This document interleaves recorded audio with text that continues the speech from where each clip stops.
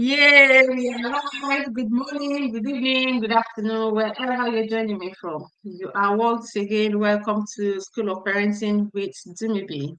We are live now to discuss a very, very important topic in parenting. It's such a topic that it's so important that we can't do without it. It's so important.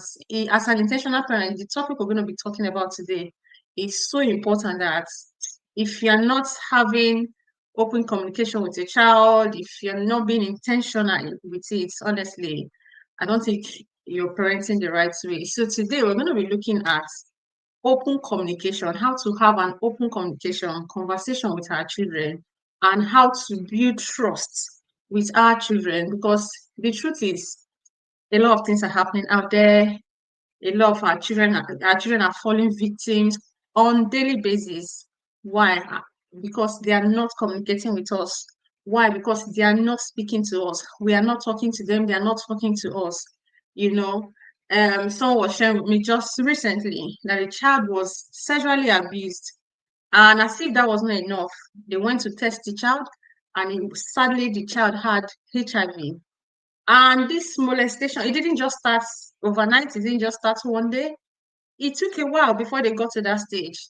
But then, imagine if the child has spoken to the parents. Imagine if the child had open conversation with with the parents. Do you think it's going to lead to that stage?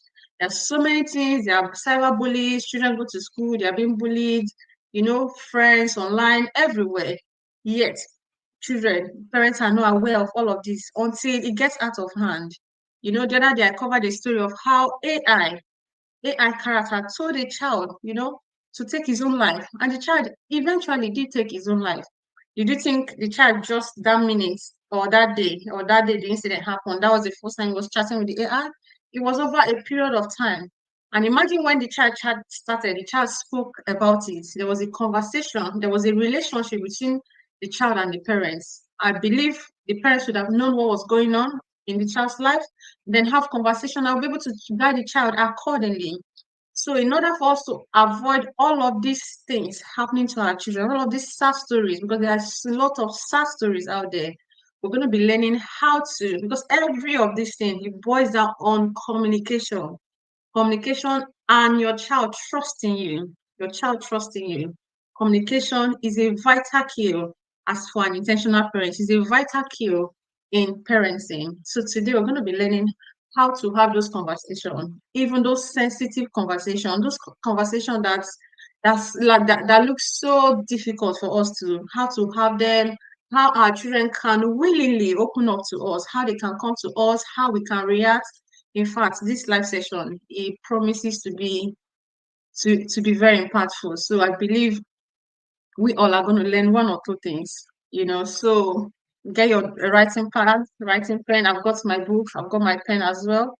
And make sure you get everything, and not just getting it, but implementing it. And for us to do this, we have our special guest speaker all the way from Singapore.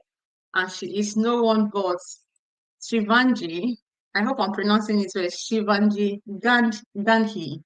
Shivangi Ganhi. She is going to help us understand how to have open relationship with our children, and not just only that, how to build trust with our children. And yeah, she's very impactful. I'm going to tell you, before I bring her on board, I'm going to tell you guys a little bit about, just a tiny bit about her. So let's go. Shivangi Gandhi is a mental health counselor based in Singapore. You see, I had to travel all the way to Singapore to get her. Shivangi works with young adults through her private practice called MentorWise, using approaches like CBT, personal-centered therapy, and solution-focused therapy. Shivangi also holds a master's degree in guidance and counseling, from James Cook University. Shivangi is very passionate about making mental health accessible and relatable, especially for young people navigating stress, anxiety, and life changes. Sharangi is really glad. She is really, really glad. She's not just glad, but really glad to be with us here today at School of Parenting with Dumebi to talk about something that matters deeply to her. Wow, isn't that great? We are so privileged to have Shivangi with us today. We are so privileged, and we are also very happy and glad and excited to have you too. Thank you so much, Shivangi. I am going to bring her up now. Please help me make welcome Shivangi Ganji. Yay, here she is, all the way from Singapore. Thank you so much for coming. We appreciate you. Thank you for being here. And thank you for agreeing to do this with us. We are really grateful. Thank you. Thank you. Thank you. Welcome aboard. Please help me say, if you're here with me, help me say something to her in the comment section. Help me make welcome to her. You're very welcome, Shivangi. How are you doing today? How is Singapore? The Singapore is great, and I think I'm using my Friday very nicely by being here today. So thank you so much for Yeah, having me over, and I really hope that this session is helpful for everybody, and it we will can be. have an It exchange will of be. thoughts. Yeah, Yeah. How is Singapore? Well, how is the weather like? Is it sunny now? Is it raining? What's the it weather is like over there? it is very much like Singapore weather. It's nice and humid right now. Oh, oh, that's good. That's lovely to know. Yeah. So let's So. get started. uh, So basically, this topic, right, that we're going to talk about today, I actually see a range of clients, but most of the clients who come to me are young adults. And a topic that often comes up in between conversations is that they're unable to speak to the parents openly about issues that matter to them, that are very personal to them, private to them. And I just realized that communication is not just like I tell you something, you tell me something. It's basically that is the understanding happening on both sides. Like when I'm telling you something, are you able to understand what I want from that conversation? So when that is met, that is when real communication is happening. Absolutely. So we actually call it effective communication, and Hmm. I feel that really starts at a young age because when we're kids, it's more easy. It's easier to adapt. It's easier to learn, and as we grow up, we have our set ways of working around things. We have a way of dealing with things, and more importantly, I would say our worldview is already it's more or less fixed. It's more difficult to change a worldview once you've grown up. Yeah. Speaking of secure and insecure attachments, if a child feels secure around you, then whenever your presence is there around them, they will automatically feel calm. Their restlessness Absolutely. will go away. But insecure attachment is like your presence or absence doesn't really help the child in making them feel calm, Hmm. because they've seen you being inconsistent. They have seen that you show up, but you show up very erratically. You're not present all the time. In presence, And even when you are present, you're not doing anything. You're just minding your business. You're doing your own stuff. You're just leaving them as well. So so a simple thing, like watching a movie together, but if the parent is continuously, checking their phones, that is not present. Present means that you're with the child, you're doing what the child is doing, you're doing what uh, you decided you will do together. yeah. So not just being physically present, but being present in the moment, and Hmm. being attentive, being actively listening to the child.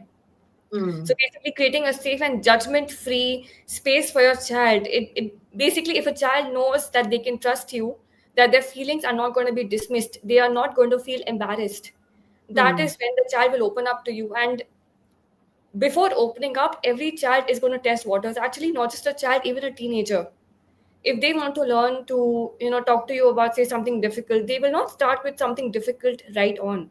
They will start with something easy. They want to see if you will respond in a way which will help them in getting validation. Mm. That validation is important at any age, actually. I think we go around looking for validation from, maybe our co-workers, from our friends, from our family members, from our partners. That's true. So validation is important. Feeling like, I am being understood without being judged, without so I've actually noticed, a lot of parents, if a child tells them that I don't want to go to school, I feel nobody likes me. I think this is something that would come very often from a teenager, because of the identity that they're trying to form for themselves, trying to understand who Who they they are, are. how they Yeah. are. I think a lot of teenagers want to feel popular. That peer pressure is there to feel popular. So in such a case, it is usually for encouragement. But if a parent responds by saying, don't be silly, nothing like that, it goes against what the child is trying to convey. It goes against what the child is feeling. Yeah. And even though the parent is trying to help you, they're trying to encourage you, it actually has the opposite effect. So instead, it will be much more helpful if the parent probes a little and maybe asks that, that sounds very tough, do you want to tell me more about why you feel that way? Yeah. Absolutely.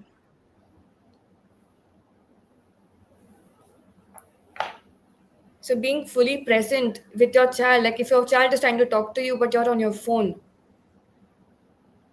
Being fully present, without any distraction and being present in the moment. Yeah. Yeah, I'm also being fully present in the moment. I've also put my phone aside. uh, Hmm.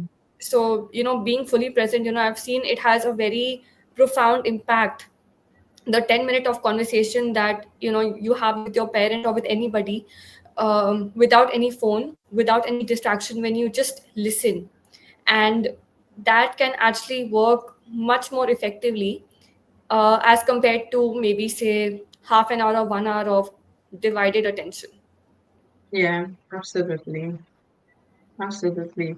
And the thing is, even as adults, even as we adults, we like someone to listen to us, isn't it? We like someone that will give us their. Imagine as you're talking to me, I'm pressing my phone. You will feel comfortable, and you will not want to do this live session with me another time, isn't it?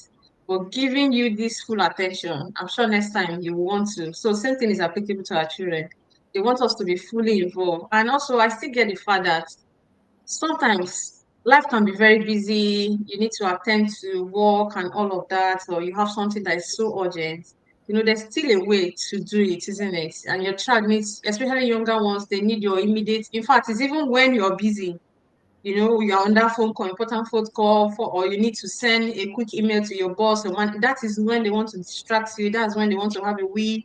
That's when they want to drink water. That's when they want to talk to you. That's when, oh, mommy, I won't call you. Because my son, he just turned 4. He always do that. Even the older sister too. That's when so how do we manage all of those things? That is the communication we're talking about. Are we going to just push them away and say, I am busy now, I don't have the time, or give it, or shout, send them back and doing all of those things? Because the truth is, these things happens. It happens on daily basis and every now and then. But again, realizing that giving your child attention, that 5 minutes attention, it will save you the drama of like an hour, isn't it? So if really, like sometimes I'm busy, maybe I want to create content, or I want to do something, and then my son, especially, he's, oh, mommy, I need a call. Oh, mommy, I want to talk to you. Or you hear, mommy, you're not listening to me. Mommy, I'm talking to you. I'll say, okay, I really want to talk to you, and I really want to listen to you. Can you give me, please, just 5 minutes? 5 minutes. And sometimes you just be there, mommy, I'm waiting 5 minutes. How many more minutes now? So that is how I handle it with my child, especially my son, especially. That's how I handle it. And then after that 5 minutes, it's okay. We can talk now. What do you want? And sometimes what he wants to say me is really nothing. Oh, mommy, can you hug me? Oh, mommy, do you know what happened? Do you know what my friend told me? But those things, is important to them as much as the email I am sending or the content I'm creating is important to me. So understanding it is such a vital key. Yeah, thank you for for bringing that point up. See, the thing is that very often it's it's a common, I would say, misconception. Actually, a lot of people are not aware about it. um, People feel that kids are young, and when they're smaller, the smaller they are, the less they realize what's going on. Yeah, But honestly, children understand much more than adults. absolutely, they do. And if a parent is distracted, they're not listening, no matter how sneaky they are, while they do it, a child will be able to understand. They will understand it. They will get the vibe that you are distracted. Hmm. And for children, right, they are sensitive to feelings. They are trying to understand what's going on. And in such a case, right, an adult, like if you talk about an adult, that you tell them that, okay, I cannot talk right now, please give me 5-10 minutes. As an adult, we are mature, we have the brain capacity to understand. a Yeah, child a child may not be able to understand at that age. Even things like, hypothetical reasoning, abstract thinking, that also develops much later. So yeah. we can't expect a child to understand that what we're doing is important. For a child, what matters to them is important. I think Hmm. there's a term for it, which I don't want to use. I don't want to make it too technical. I want it to be as easy as possible. Okay. But a child, if they want to come and talk to you about something, if they say that, mom or dad, I need you, you have to be there for them. You have to say, okay, that yes, I'm here and I'm listening. And the thing is to listen to them with curiosity, and listen to them as if it's the most important thing in the world. Hmm. Hmm. The advice is not important. What we do at that moment when we listen to them, um, that is what will work wonders for the child. That is what will make them feel whether it's safe for them to speak to you about what they're feeling. Yeah. And And when we do these things, when they come to us, when they know that whenever they come to us, we'll listen. They always want to share with us, isn't it? They always want to open up to us to things that is happening in their life that is going on with them. But if every time they come, we're not listening or we're always busy, it will drive them away, and sometimes at that moment they just want to share it as it is in their mind because they might tend to forget, isn't it? So sometimes again, having that sort of understanding that the more my child comes to me, the more it will be easier for my child to have conversation with me, the more I'm building healthy relationship, and the more my child is trusting me that I'm going to listen to him, I'm going to listen to her, and the more they'll open up to us. So, which is very vital. so how I see it is that if your child wants to come to you and they want to share something with you, even if it's the smallest thing, it doesn't have to be something huge. It has to be something which matters a lot to them. Mm, It has to be huge to them. It may not matter to us, or to parents, but it could mean the world to the child. Be it yeah.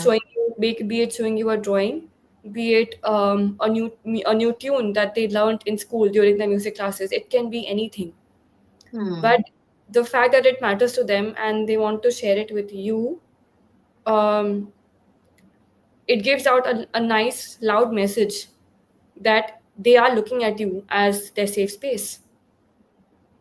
mm, and yeah. to and in that moment, if you tell the child in any way, whether through words or through actions, that I am not available right now, or say for some reason, if parents don't show up uh, when they said that they will for the child, this inconsistency tends to sort of make the child retreat. The child will not feel like coming to you, telling you things, and then this way there is this emotional distance, that comes between you and the child. Yeah. And then depending on the child's nature, it might be harder or it might be easier to bridge that gap. Yeah. Children also, they have their own temperament, they have their own personality. The way parents have, their personality based on experiences, they have their own set ways to deal with situations, and their parenting styles also come up because of reason of maybe say how their parents were, or their life experiences. Sometimes they must have taken something from their partners, or from what they've maybe seen other parents doing. Same Hmm. way, same way children also have their own nature. So Yeah. based on that, they also might have their fixed ways, and they might easily warm up to you, or they might take time. Yeah. Yeah. That's correct. That's absolutely correct. Um. So is um.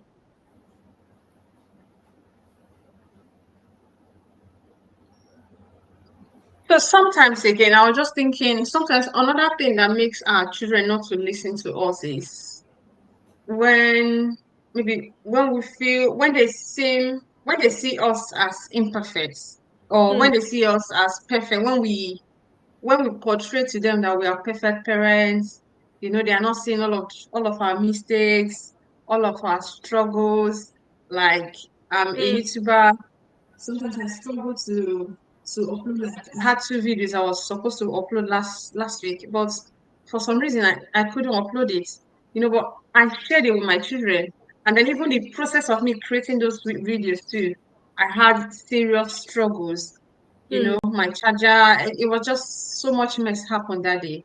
But that evening, I seized it as opportunity to share it with my children how I struggled and how I overcame my struggles as well. But if I didn't share it, maybe when they came, I just have produced my videos, it was perfect, it was excellent. They will always see me as a perfect parent.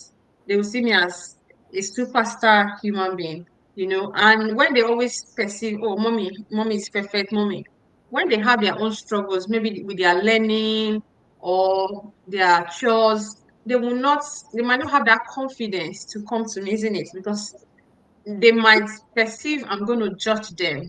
I'm going to feel they're not perfect because I've already given them that perfect perfect mindset of me or about me.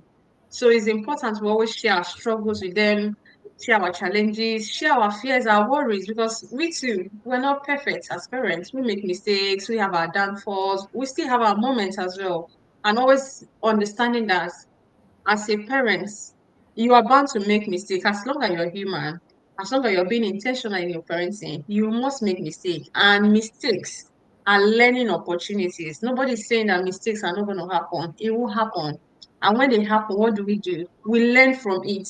And learning from it will help us prevent it next time. It will help us do things differently or do things better the next time. And when our children knows that my mom makes mistakes, so mistake too, it's okay for me to make mistake. They will now feel free to come to us if they are struggling with their learning, or maybe you give them a task they couldn't finish. They won't feel scared to come to you to say, Mommy, I don't know how to do it. Do you understand? Because at the end of the day, you want them to learn, isn't it? You want them to learn how to do that homework. So if they come to you that they did not do it, so it will now be an opportunity for you to understand, okay, why are you not learning it? Why do you not understand it? And then you will now help them figure out, is it that it's too much for you? Is it that this work is not age appropriate? Is it that you're tired or something? So it will now be our role to help them figure out why they are not getting it, instead of coming from a place of perfection. So I just thought I should share that. Thank you so much for sharing this. It's so important. I've seen that even my clients who come to me, these young adults who come to me, I've Hmm. often seen that they are a little, say, what term do I use? um, Not afraid, but they don't want to make mistakes in front of their parents. Uh, Hmm.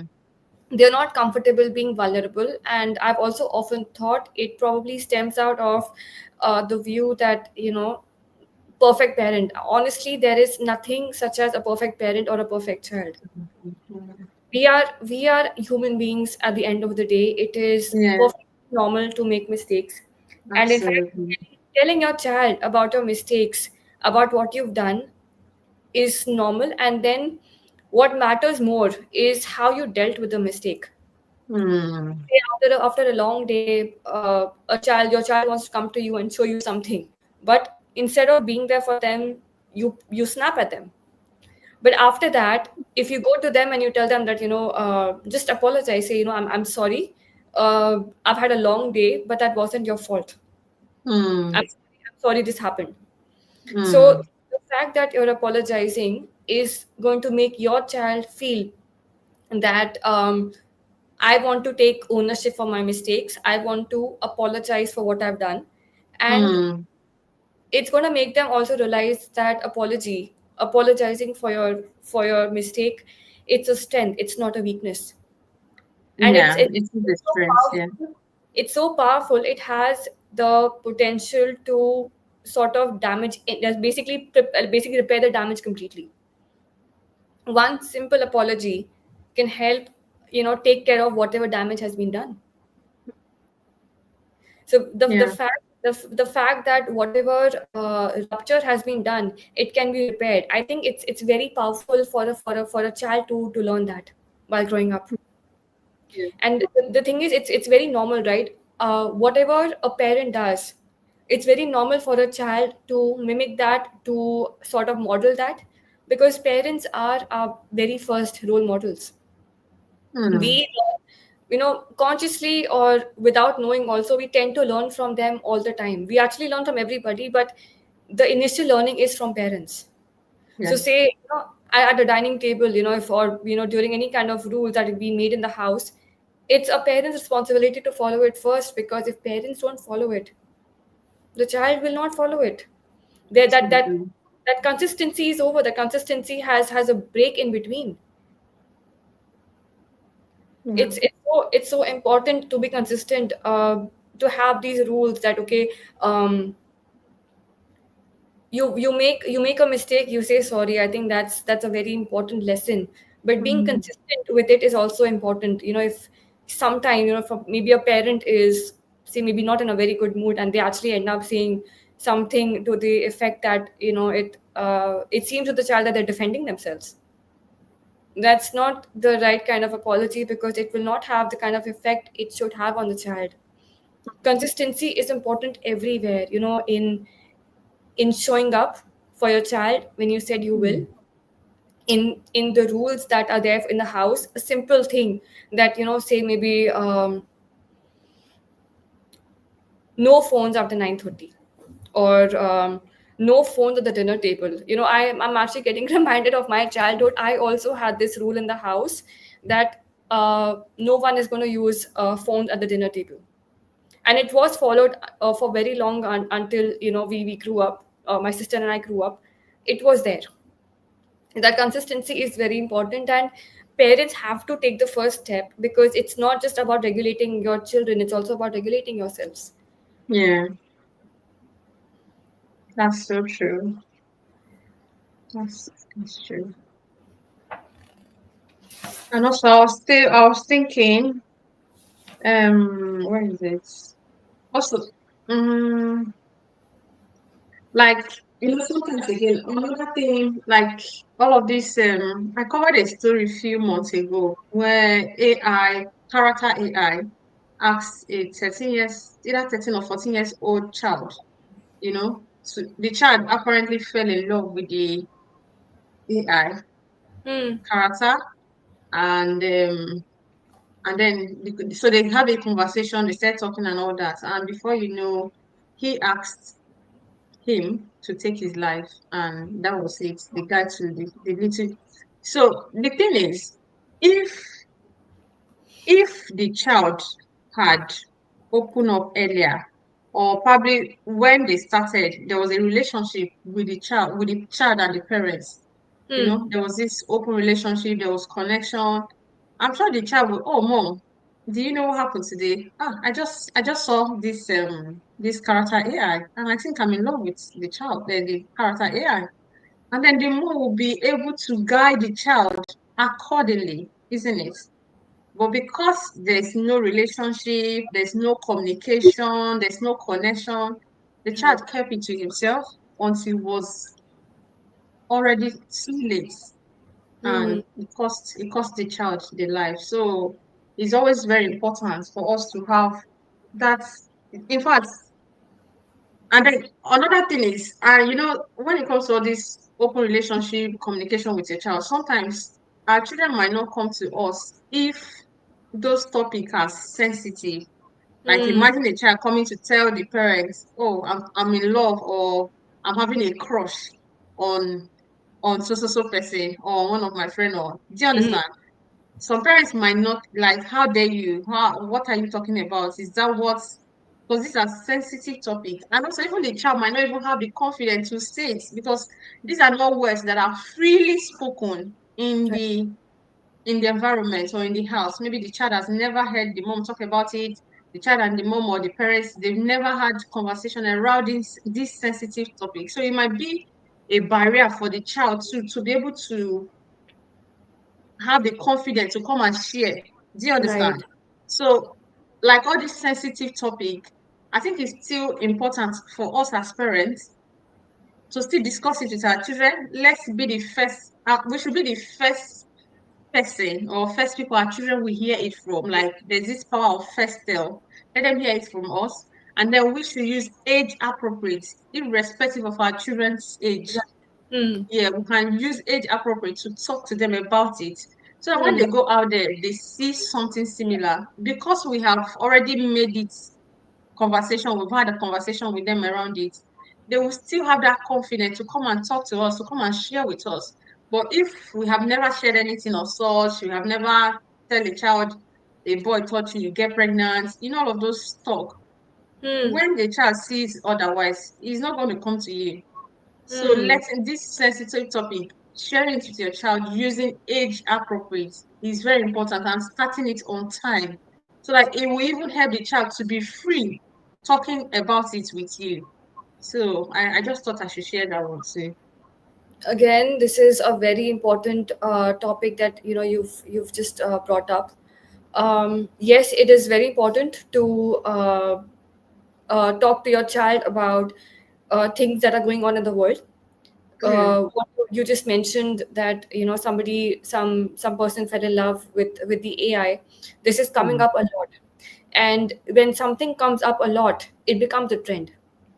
mm, And to be popular, especially for teens, to be accepted by their peers, by their friends, you want to follow that trend.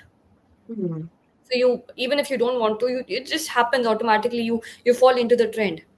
mm, But it's very important for parents as guides, to be there with them the whole time.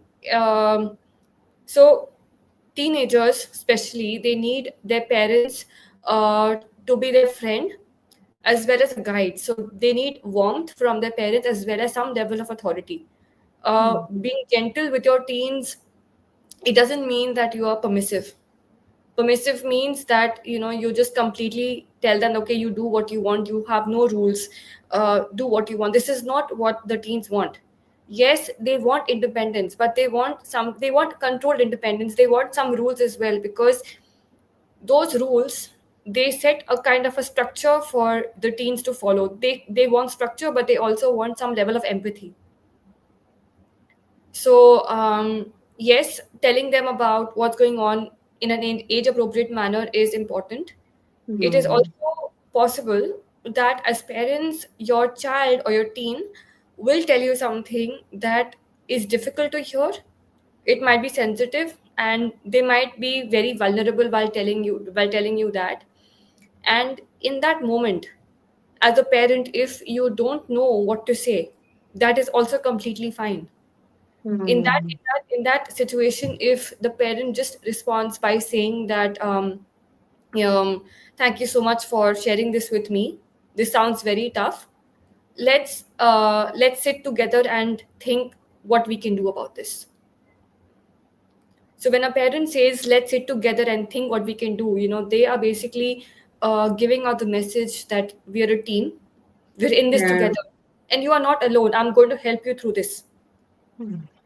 And sometimes it's also possible that a parent will be able to tell that something is wrong, but if the parent asks, the child is like, they brush it off by saying nothing, then nothing is wrong. But as parents have this sixth sense, they can automatically tell when something is wrong. My parents could Mm. tell by looking at my facial expression that something was wrong. So they have the sixth sense. So in that situation, instead of being pushy with your child, just just telling them gently that I see that you're not ready to talk about this right now, but whenever you want to talk, I'm right here. Mm. So saying Yeah. that, and actually being there whenever they're ready, this is really going to help them a lot. Mm. Yeah. It just happened this morning before we were just about to, yeah, while I was just about to drive the kids to school. Hmm. Everything was fine. Everyone was, in fact, we finished before time. So we're just, and then I opened the door. I went ahead, so they were coming behind me. And then I noticed my daughter was crying. Why are you crying? She said she's not ready to share. She's not ready to tell anyone. And then when the younger brother went to him and went to her and said, "Can you tell me on my ear? Don't worry, I'm going to listen." She said she's not ready. I said, "Oh, my share, I'm here to listen to you." She said she's not ready to share. So I said, "Okay, fine. Whenever, like you just said, whenever you're ready to share, I am here. I'm going to listen to you and I'm happy to help." So we entered the car and then we started driving. So we're just talking. I noticed she stopped crying. So and I said, "Are you ready to share now?" She said yes. I was like, why were you crying? Eh, today they're having donut sale in their school. So I gave her £2, no, £3 for she and the brother. So I think one of the coins fell off. She said she lost one of the coins. So that was why she was crying. I was like, oh, Hmm. you should have just told me, because if you had told me, I would have quickly go in and get another coin. Okay, Hmm. now that we don't have another coin, instead of £3 now, she's got £2. What, and one each donut is £1.50. So what do you Hmm. think we're gonna do? You two of you turn your thinking cap on. What are we gonna do now? We have just money for one donut instead of two donuts. What are we gonna do?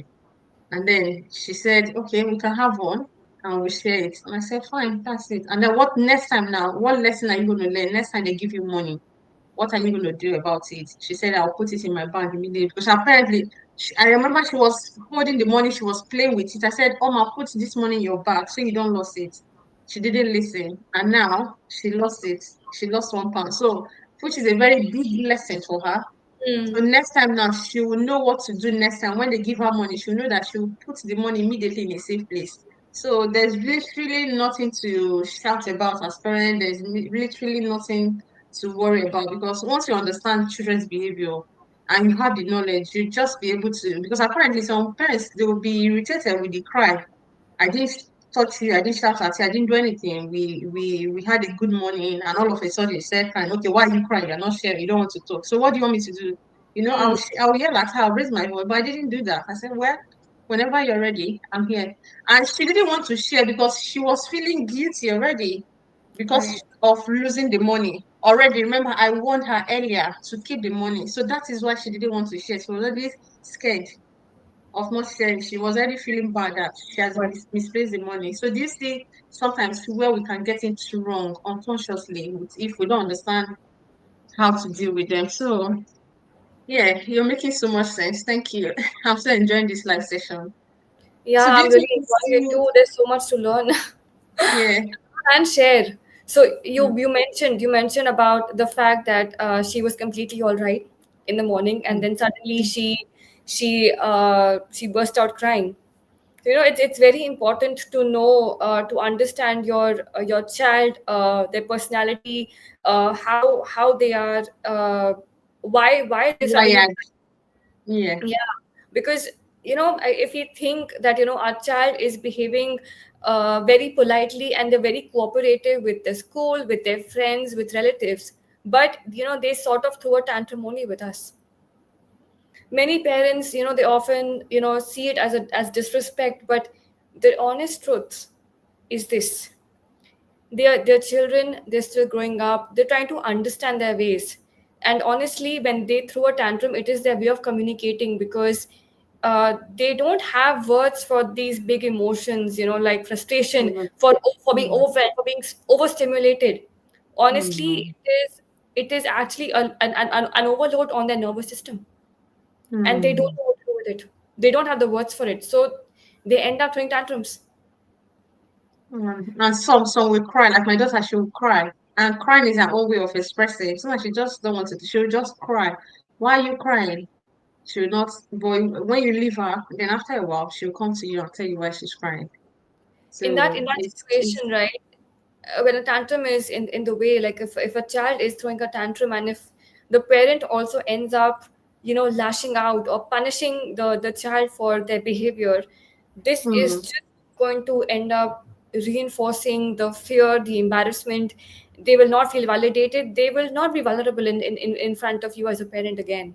So mm, instead of lashing out at them or punishing them, if the parent if if us as parents, we just sit with them calmly, we are physically calm, uh, and we approach the whole situation by asking them that, okay, this sounds very tough. Do you want to talk about it, or do you want to sit down with it for a while? We allow them to process it, we allow them to sort of take some time to become calm. Once they're calm, we can talk about it to them. We can also maybe teach them some kind of relaxation techniques for the next time that something like this happens.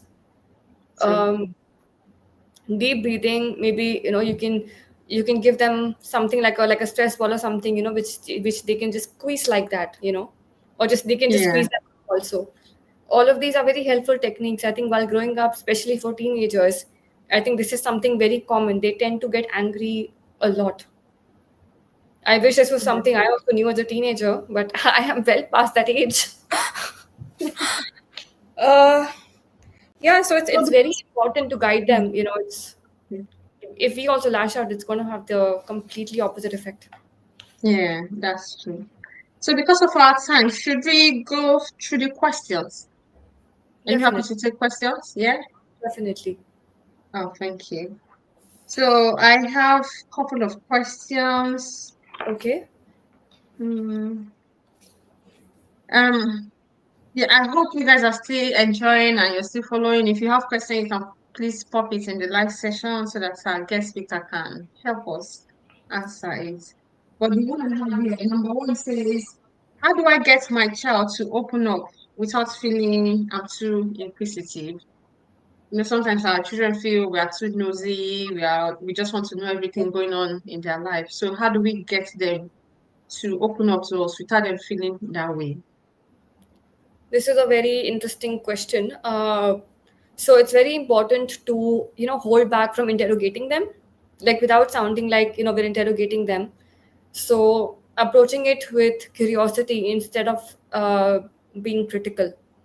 So if a child has done something which you don't personally agree with, instead of telling them why did you do that, or instead of telling them that by this age, you've grown up, by this age you should know you should not do this.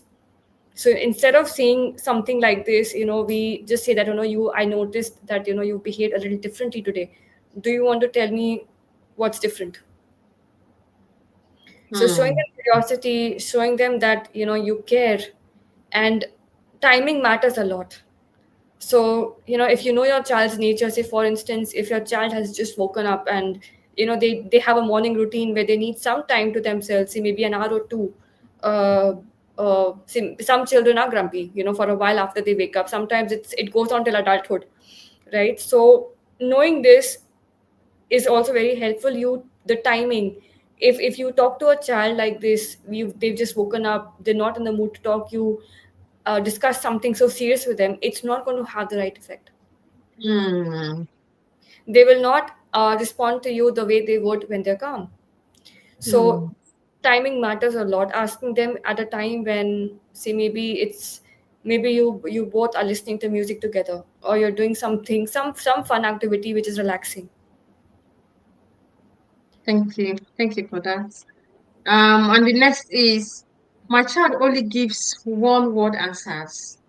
How do I go deep? You know, some children that they are not very detailed. How are you fine? How was school today fine? What did you eat today? Rice.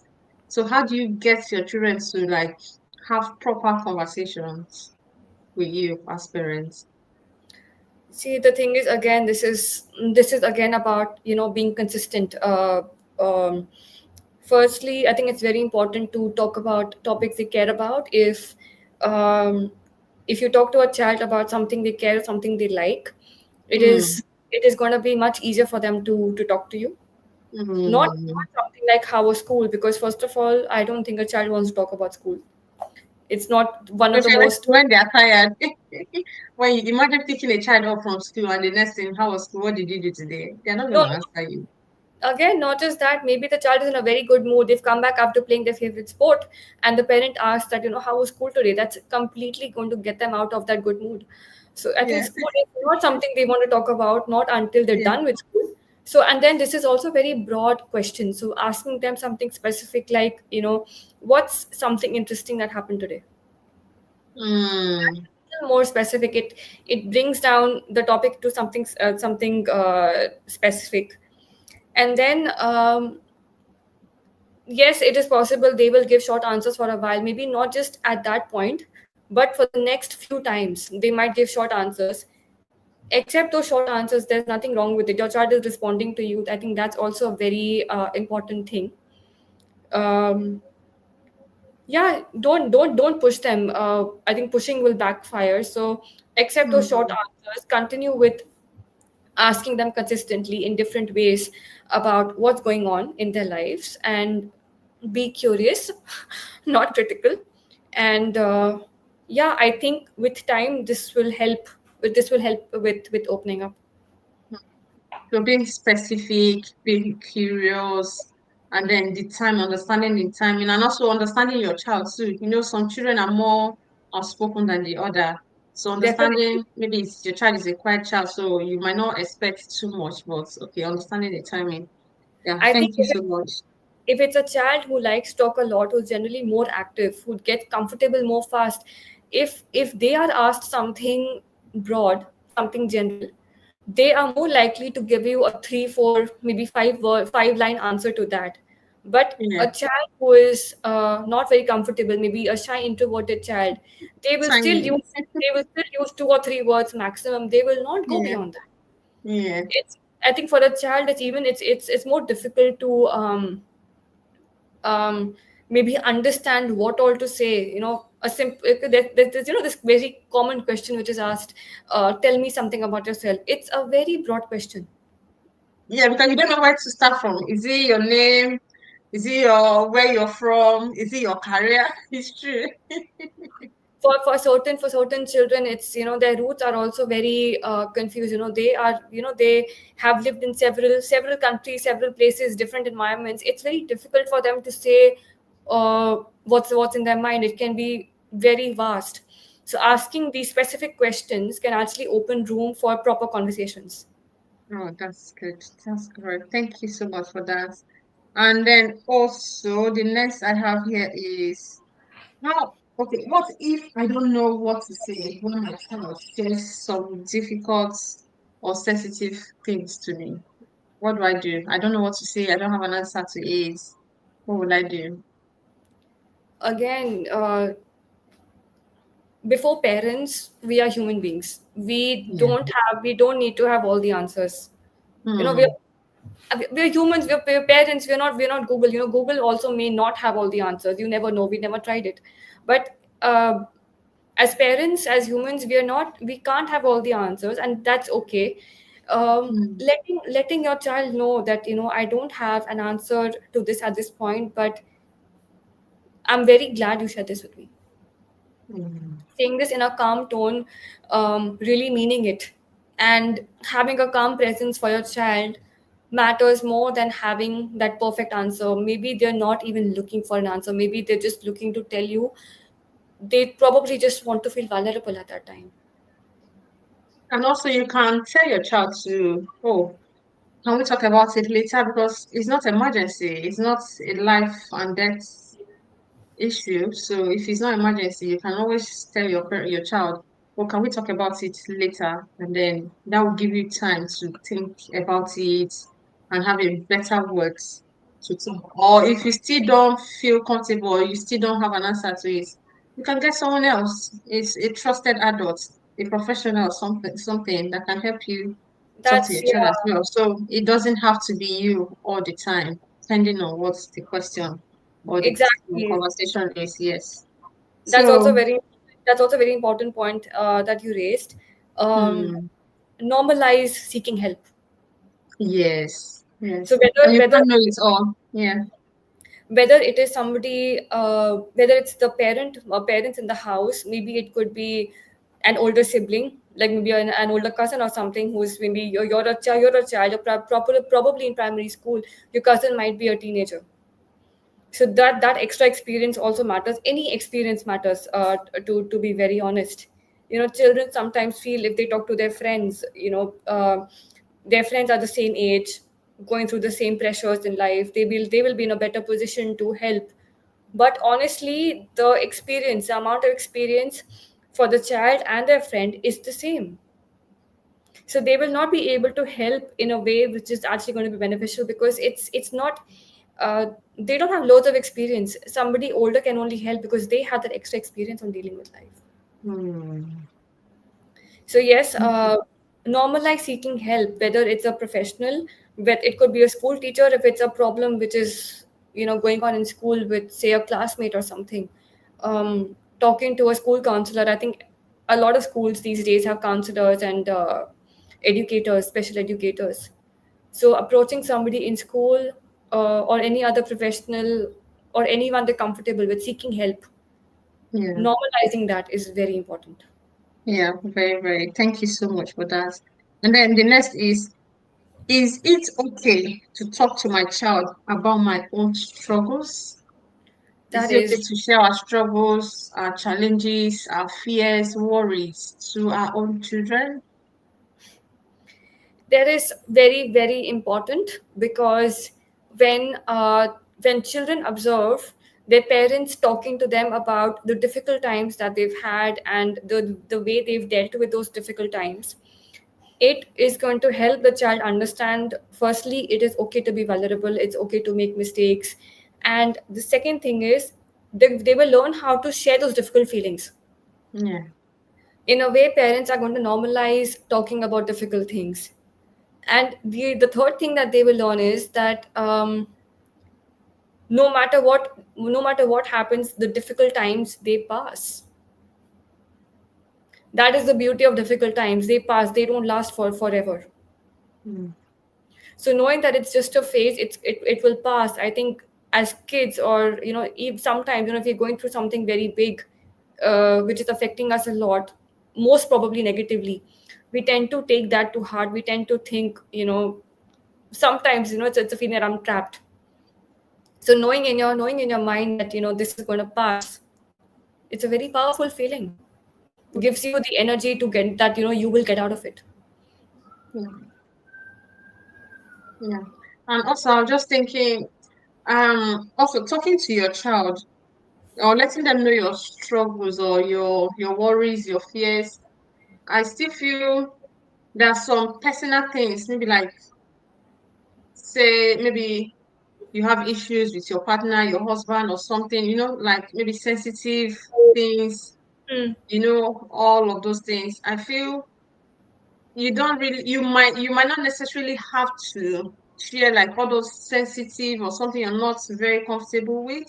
And even if because like maybe relationship with your partner, it is not your child's business. Even if you and your partner are not together or your husband are not together, it's I just feel some things you might not necessarily have to share, even if they are your worries, they are your fears. Because again, your children are not your friends because those things might be too much for them. Do you understand? So there's some things you can still tell a child that has to do with your personal affairs, personal life, but there should be limits, there should be boundaries, because that's why we have friends, we have siblings, we have other people we can share with. But I mm, feel understanding the boundaries that is not in as much as you're trying to open up to your child, you're trying to want to make your child your friend And again, your child is not your friend. We only use your child is a tool. We use it as a tool. Friendship is a tool in parenting. So we have our friends, our children have their friends. But Hmm. having that sort of balance to know that there is something that is there will be there's knowing how to draw the line of this is too much for a child and this is not what a child should be hearing. So I think that will help as well when it comes to sharing your struggles, and it's not everything you should still have your own privacy. So I think that's the point I'm trying to make. And also the Definitely next, yeah, limits. There has to be limits.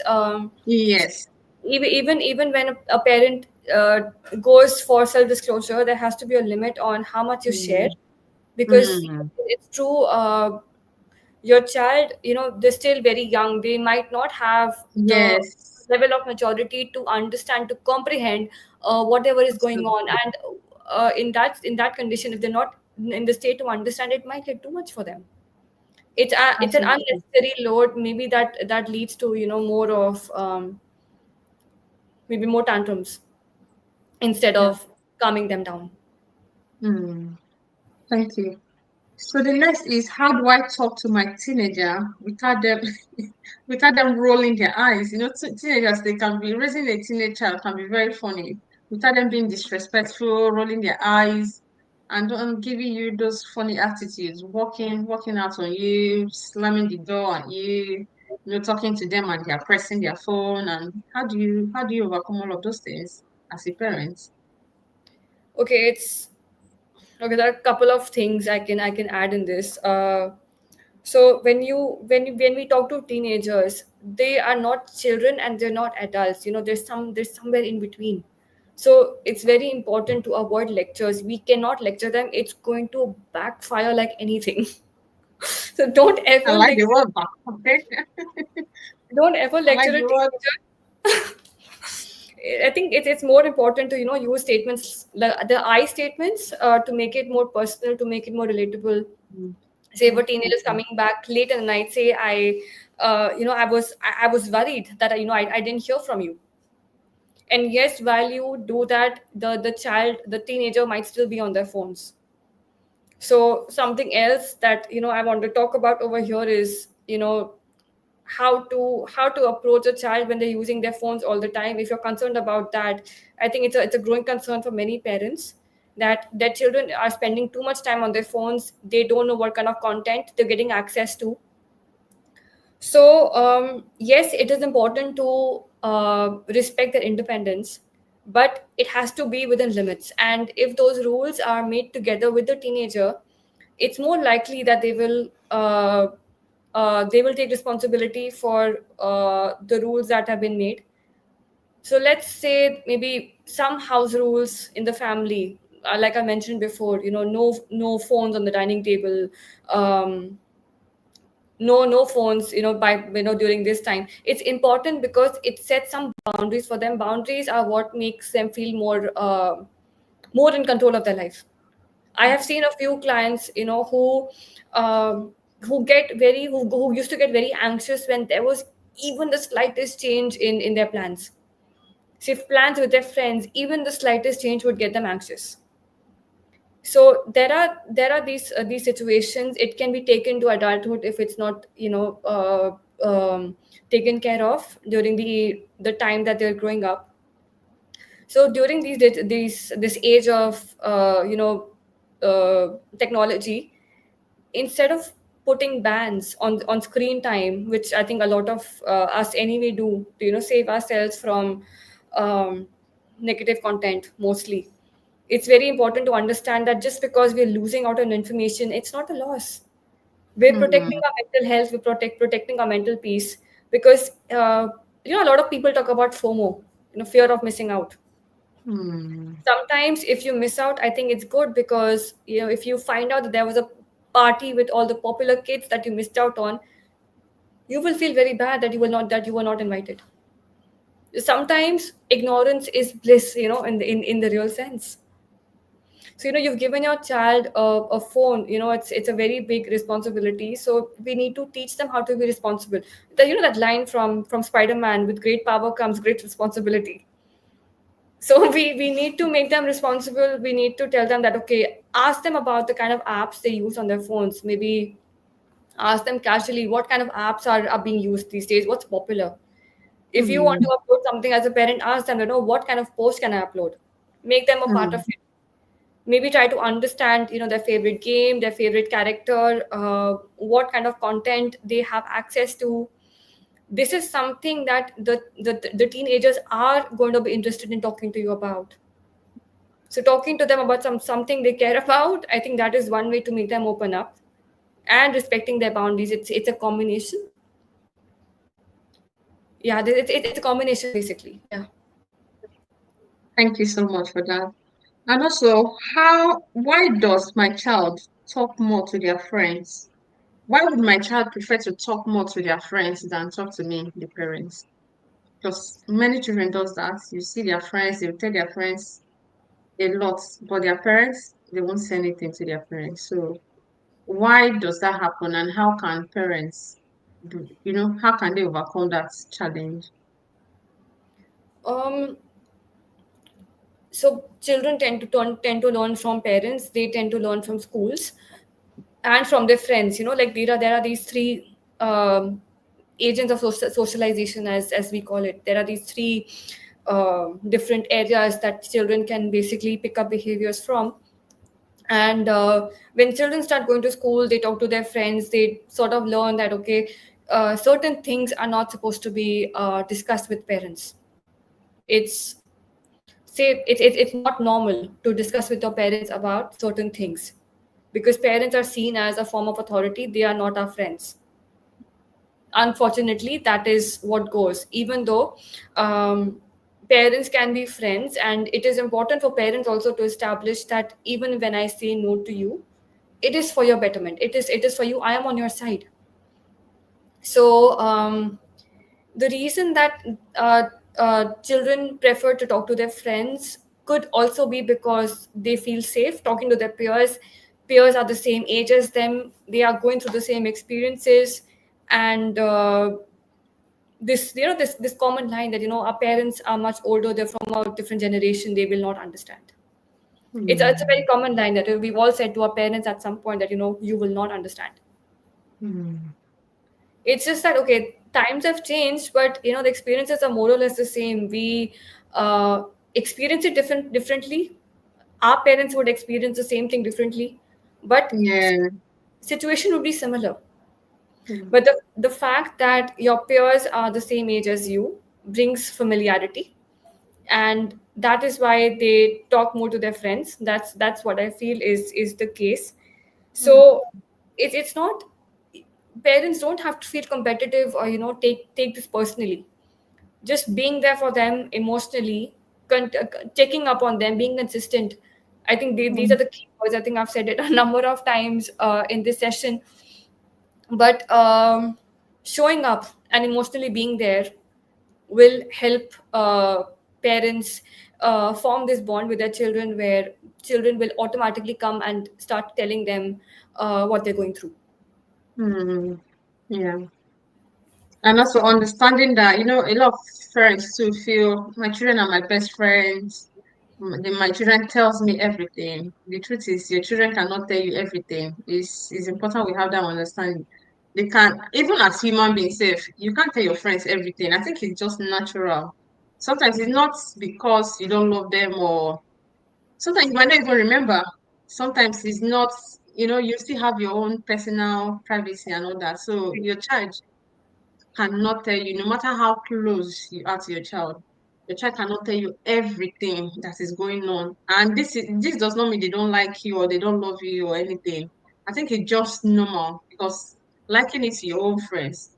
Do you tell your friends everything? You can't tell your friends everything. So I think having that understanding will give you some level of peace that your child cannot tell you, even if you're so close to your child cannot tell you everything. It's not possible because they are There human are, as well.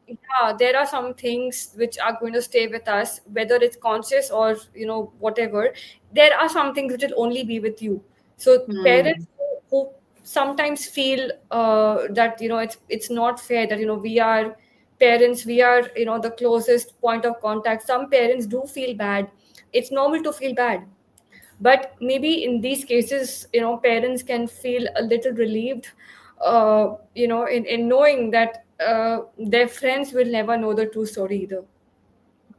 I think more so, I think what would help is, um, I think the only person, or the only thing rather, which might know the whole story would be a journal, like a diary. Mm. So very often, when a child or anyone, actually even a grown up, when they don't feel comfortable telling somebody something, it will come out in the form of words. So whether it's a diary, it's a diary that one maintains, or maybe somebody could be into writing lyrics, depending on whether or not they're musically inclined. So the words will come out in different ways. There are different ways of dealing with the feelings that don't come out. So it's completely okay. But yes, parents or friends, neither will ever know the complete story. That's true. We Yeah, anyway just speak out 1 to 2% of what we really feel. We cannot absolutely. we cannot articulate all our thoughts. As Yes. as humans, it's not possible. Absolutely. Thank you so much. We have two more questions and then we'll be done. So Sure. once again, thank you. And then the other one is, how do I make my home a safe space for my child to express themselves? How do we make our home, our environment a safe place for our children to express themselves? So I think this is going to be, say, maybe like a summary of whatever is being taught. So Mm, validating their emotions, not being in a rush to respond to them to fix things, because many times their emotions, their personality, some child may be calm, maybe an introvert, some child might be very active. mm, So understanding that your child doesn't need to be fixed, they just need their emotions to be validated, they need to be understood, their temperament needs to be understood. So validating their emotions, being there for them, apologizing when needed, I think this is very very important. Taking ownership for your mistakes, for whatever wrong that you do. And yes, being consistent with whatever is going on. All of these points together really help, make a child's worldview secure. Not just home, it starts with home, but childhood experiences are what basically decide whether a child is going to view the world as a safe place or not. And that carries on, mm, carries on to relationships, to their work, to anywhere, no matter where they go. It's going to be with them for life. yeah, So starting with small thing doesn't have to be something very complicated that that your child has to come and share with you. It can be the simplest thing. mm, So how mm, you respond then will form the basis of whether or not your child comes to you and talks to you about something difficult. mm, mm. Yeah. So that So leads that's to, summary. mm, sometimes why children don't open up is because of the way we react, isn't it? And it reminded me of how, when I was very young, I think I can't remember how old I was then, but I knew I was still young. And Okay. I reported my dad. I told my dad about one incident. So then we moved to, it was a new area. It wasn't like open area. So we moved to that area. And I think they sent me on an errand to a local shop to get something. So while I was on my way, there was this gentleman who was having a wee, and then he brought his, and then he said, come and see. So I just ran back home and told my dad.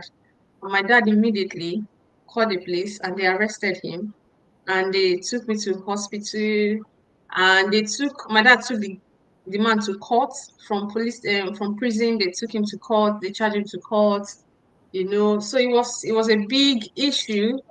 Right. And it was a big issue. I remember I was going to court every time. They would ask me what happened, and all of that.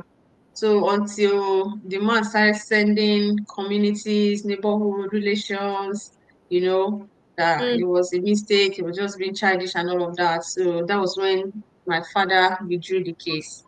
So, and sometimes my dad, he overreacts. Me, I felt he overreacted or something. And I've, with my level of parenting, working with parents and everything, so many parents have shared, and children as well. So many children, they've come up to me that they don't tell their parents certain things, especially when it comes to the opposite sex, all of those relationship and all that, all those, they don't tell their parents. Why? Because of the way their parents will react. Some their parents will just scream, some they'll just become hypertensive, some they just, dramatic and all of that. They don't want all of those things. Or incidents will happen in school. They will tell their parents, and their parents will just go and start fighting the teachers and, creating all of those drama. So because of that, they don't tell their parents. So how can we parents, or how can parents learn how to, because at the end of the day, we still want our children to tell us things. We still want to be able to help them because we're supposed to guide them, we're supposed to support them. Now, how do we parents, how do we draw that balance in such a way that we are not over dramatic, we're not over acting, overreactive, and then our children also understanding that it is for their safety, it is for them. So how do we balance it?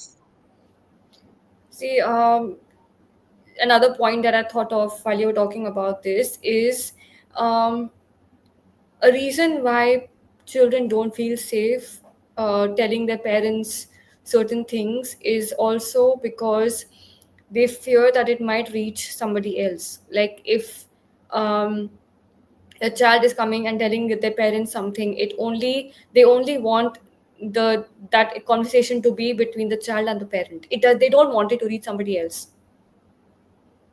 So understanding whether, so if, obviously if a child is under the age of 18, it has to be, taken over to authorities if it's very serious. But if a child is coming and telling you something, it's mostly because they want the conversation to stay between you and them because they trust you. Now, how to make yourself a safe person of contact for them? um,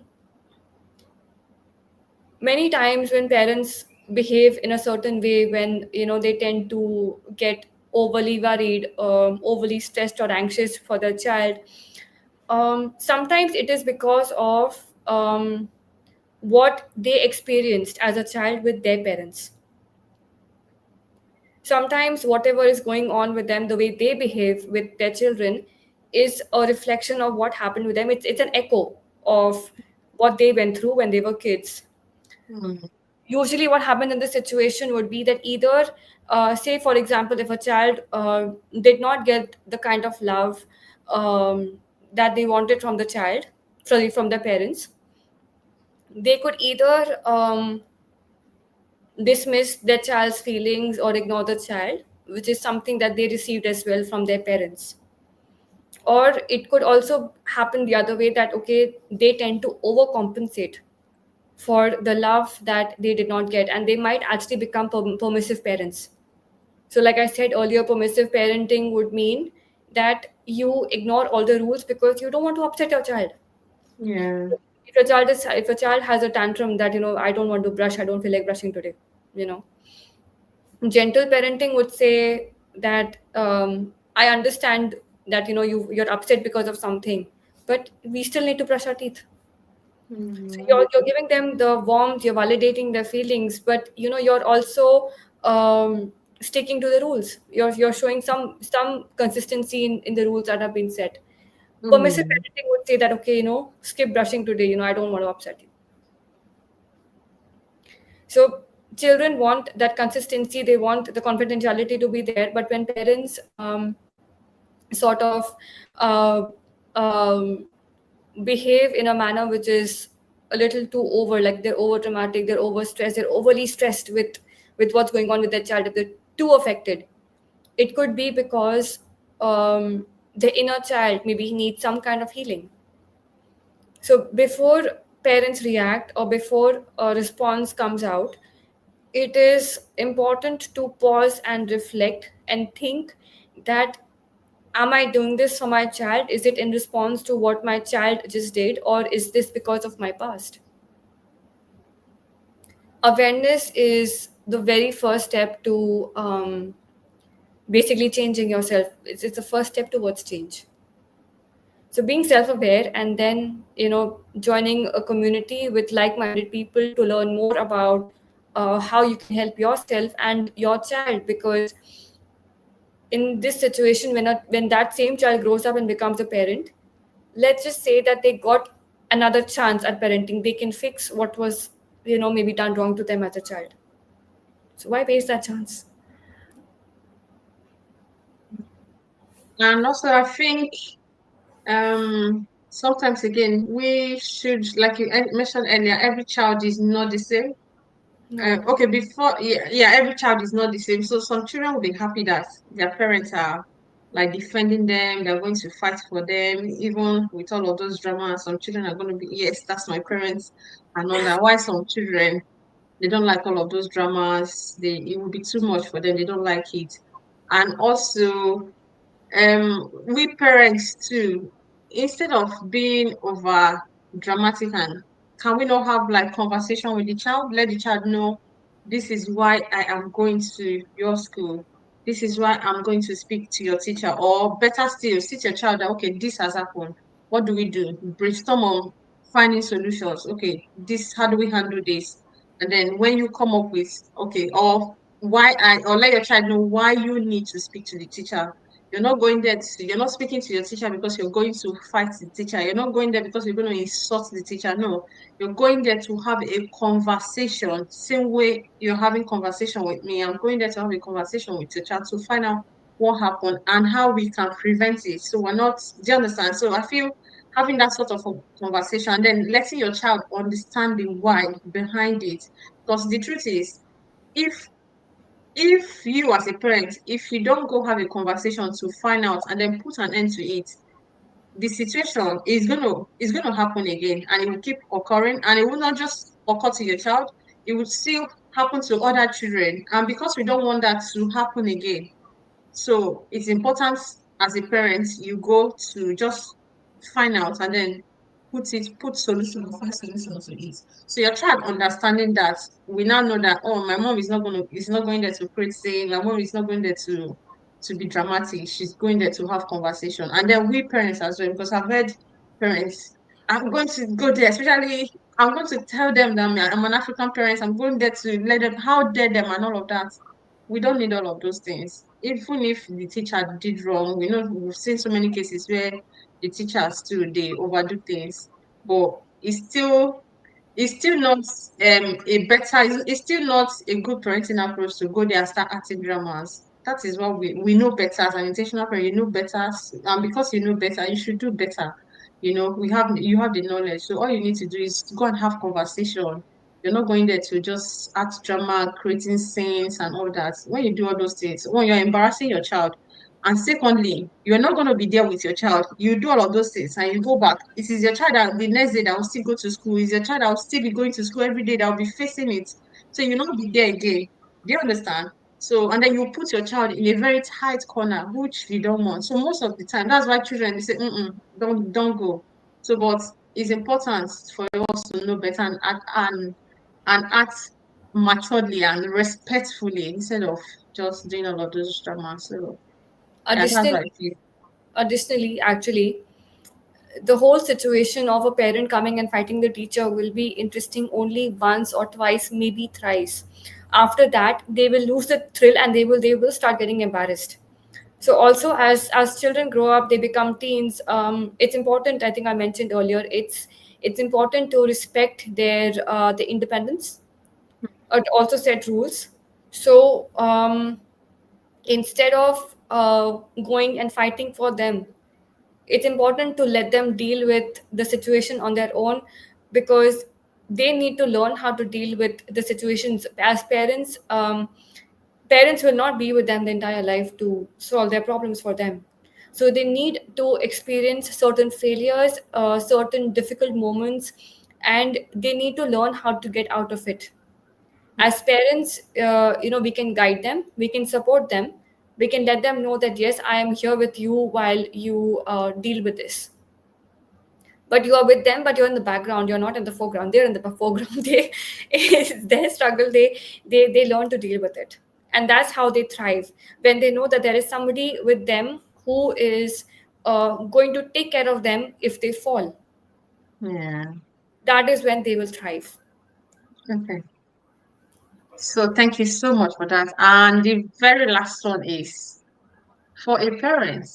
Everything we've talked about now is helping parents know how to have open communication with their children, how to get their children trust them, how to help their children come to them to talk to them, irrespective of the conversation, irrespective of how sensitive the conversation is. Now, my last question for you is for that parent who has never had or who doesn't have relationship with the child, who the child doesn't come to, does not speak to when they have issues, the child will not come up, walk up to the mom to speak to the mom. And the mom, based on what she has heard, or the parents, based on what they've heard today, it's important to have a post and have to always have open communication, always have communication with their children so their children can always tell them what is happening and what is going on in their life.